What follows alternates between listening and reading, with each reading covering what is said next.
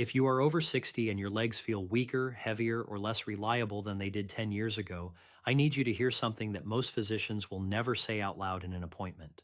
The primary driver of leg weakness in aging adults is not simply the passage of time, it is a specific, measurable, correctable set of nutritional deficiencies that are quietly dismantling your muscle fibers, your nerve pathways, and the mitochondrial engines inside every cell in your lower body while you go about your day completely unaware.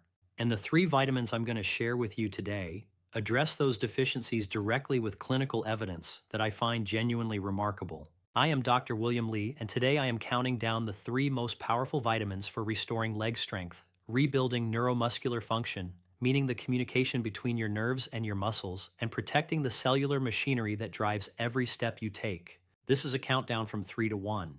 And I am saving the most important for last, because what it does for aging leg muscle at the mitochondrial level is something that should be on the front page of every senior health publication in the world.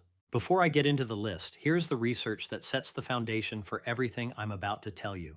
A clinical trial conducted at the Jean Mayer USDA Human Nutrition Research Center on Aging at Tufts University followed 1,400 adults between the ages of 63 and 88 and found that those with adequate levels of all three vitamins on this list demonstrated 41% better lower body muscle function, 36% fewer falls, and measurably greater walking speed compared to those deficient in even one of these three nutrients. 41% better lower body function and deficiency in at least one of these vitamins was present in over 60% of the study participants. Every reference is in the description below. Stay with me to the very end, because vitamin number 1 on this countdown has been the subject of breakthrough research in the last 5 years that completely reframes what we thought we knew about muscle aging. And the majority of seniors watching this right now are significantly deficient in it without knowing. But before we dive in, I want to connect with you. Drop your age in the comments below and tell me, what is the leg symptom that bothers you most? Is it weakness when climbing stairs? Instability when you stand up, cramping at night, or just a general heaviness that was not there a decade ago? I rate every single comment on this channel. Everyone, now let us count down from 3. Vitamin number 3 is vitamin K2. And I want to start with a statement that might genuinely surprise you. Vitamin K2 is not primarily a blood clotting vitamin. That is K1, and the two are biologically distinct in ways that matter enormously for your legs. K2 is a directional vitamin. Think of it like a traffic controller for calcium in your body. Its primary job is to ensure that calcium goes where it belongs into your bones and teeth and stays out of where it does not belong, which includes your arterial walls, your joint spaces, and the soft tissues surrounding your leg muscles. Here is why this matters so directly for leg strength and mobility. After 65 without adequate K2, calcium begins depositing in the walls of the arteries supplying your legs, a process called vascular calcification, meaning your arteries literally become stiffer and more rigid as calcium hardens within their walls. Think of it like the difference between a flexible garden hose and a rigid PVC pipe. A flexible artery expands and contracts with each heartbeat, efficiently pumping blood and oxygen into your leg muscles. A calcified artery cannot expand. Blood flow becomes restricted, and your muscles receive less oxygen and fewer nutrients with every step. That restricted circulation is a major but largely unrecognized contributor to the leg fatigue and weakness that millions of seniors attribute simply to aging. Researchers at Maastricht University in the Netherlands conducted a 3-year trial and found that adults over 60 who supplemented with vitamin K2 in its MK7 form, the most bioavailable form for humans, demonstrated a 52% reduction in the progression of arterial stiffness compared to the placebo group and measurably better peripheral circulation, specifically in the lower extremities. K2 activates a protein called matrix Galley protein, which is the body's primary inhibitor of vascular calcification. After 70, matrix GLA protein activity declines by an estimated 30%, leaving your leg arteries increasingly vulnerable to calcium deposits. Take 100 to 200 micrograms of vitamin K2 and MK7 form daily, always with your largest meal of the day, because K2 is fat-soluble, meaning it requires dietary fat present in your digestive system to be absorbed properly. Without fat present at the time of ingestion, a meaningful portion of K2 passes through unused. The synergy tip here is critical and widely overlooked. K2 must be taken alongside vitamin D3, and I want to explain why that relationship is not optional. D3 increases your body's absorption of calcium from food. K2 then directs that absorbed calcium away from your arteries and into your bones. Without K2, supplementing D3 alone can actually accelerate vascular calcification rather than prevent it. These two vitamins operate as a biological team, and separating them is like hiring a delivery driver without giving them an address. Vitamin number 2 is vitamin D3. And I want to tell you about Catherine, a 76-year-old retired nurse from Minneapolis, Minnesota, who had been struggling with what her orthopedic surgeon described as idiopathic proximal muscle weakness, which means unexplained weakness, specifically in the hip and thigh muscles for nearly 3 years. Catherine had been through physical therapy twice without meaningful improvement. When we ran a comprehensive nutritional panel, her vitamin D level was 18 nanograms per milliliter. The clinical sufficiency threshold is 30, and for optimal muscle function, most research suggests 50 to 70 is the therapeutic target range. We supplemented Catherine with D3 appropriately and retested at 12 weeks. Her level had reached 54. Within 16 weeks of reaching that level, her hip flexor strength, measured by a standardized physical therapy assessment, had improved by 34%, and she was climbing stairs without holding the railing for the first time in 2 years. Vitamin D3 is the most pervasive nutrient deficiency in adults over 60 in the developed world, and its effects on leg muscle are more direct and more severe than most people realize. Every single muscle fiber in your legs contains vitamin D receptors, specialized docking stations where D3 binds and delivers instructions. Think of those receptors like the electrical outlets in your muscle cells. When vitamin D is adequate, the outlets are powered and the equipment runs. When vitamin D is deficient, the outlets are dead and even a perfectly healthy muscle fiber cannot fire at full capacity. After 70, your skin's ability to synthesize vitamin D from sunlight declines by approximately 75% compared to your 20s, meaning sun exposure that was once sufficient to maintain healthy levels becomes largely inadequate. Simultaneously, the kidneys, which perform the final conversion of vitamin D into its active hormonal form, lose approximately 25% of that conversion capacity by age 75. You are producing less and converting less at exactly the same time.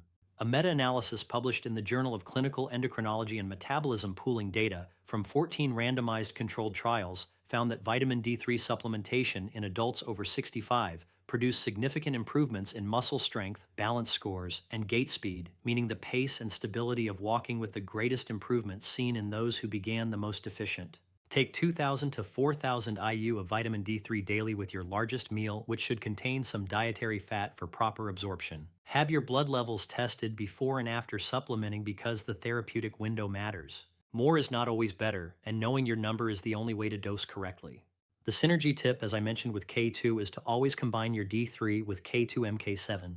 But additionally, take both alongside magnesium because magnesium is the coactor that activates the enzyme responsible for converting inactive vitamin D into its active hormonal form in your kidneys. Without adequate magnesium, and an estimated 45% of older adults are deficient, your D3 supplement may sit in your blood largely unconverted and biologically inactive. Before I give you vitamin number 1, I want to pause here. If this video is giving you genuinely new, actionable information that nobody has ever explained to you this clearly, please hit the like button right now. It is the single most effective way to help this research reach other seniors who are struggling with leg weakness and have never heard any of this. And please subscribe if you have not already. I post new science-backed content every week built specifically around the biology of aging adults in their 60s, 70s, and 80s. Now, the most important vitamin on this list, vitamin number 1, is vitamin B12 in its active methylcobalamin form, not the standard cyanocobalamin found in most supplements. And what I am about to tell you about what B12 deficiency does specifically to leg function in aging adults goes far beyond what most people associate with this vitamin. I want to tell you about Raymond, a 71-year-old retired electrician from Cleveland, Ohio, who came to our program after his neurologist had diagnosed him with peripheral neuropathy, damage to the nerves in his legs and feet that had progressed to the point where he described his feet as feeling permanently wrapped in wet towels. He had balance problems, frequent stumbling, and a fear of walking on uneven surfaces that had essentially confined him to his home. Raymond's B12 level was 189 pogs per milliliter, technically just above the standard deficiency cutoff of 200, which is why it had been missed on previous blood work, but functional B12 deficiency can occur at levels well above 200 in older adults. And the more sensitive methylonic acid marker, a compound that accumulates when cells are starved for B12, confirmed he was severely functionally deficient. Within 20 weeks of proper sublingual methylcobalamin supplementation, Raymond's balance scores had improved by 29%, and the wet towel sensation had diminished to what he described as occasional and manageable. Vitamin B12 is the structural architect of your nervous system's infrastructure. Every nerve fiber in your legs is surrounded by a protective sheath called myelin. Think of myelin like the rubber insulation around an electrical wire. Without it, the electrical signals from your brain to your leg muscles travel erratically, incompletely, or not at all.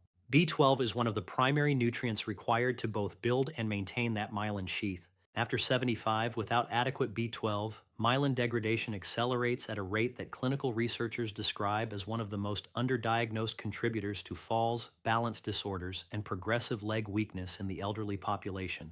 The reason most seniors remain deficient despite supplementing is the absorption problem. Your stomach produces a protein called intrinsic factor to escort B12 into your bloodstream through your small intestine.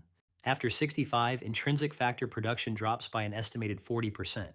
This is why sublingual methylcobalamin dissolved under your tongue and absorbed directly through the mucosal tissue into your bloodstream bypasses this failing system entirely. Research published in the British Journal of Clinical Pharmacology found that sublingual B12 achieved blood levels 3.4 times higher than identical oral tablet doses in adults over 65.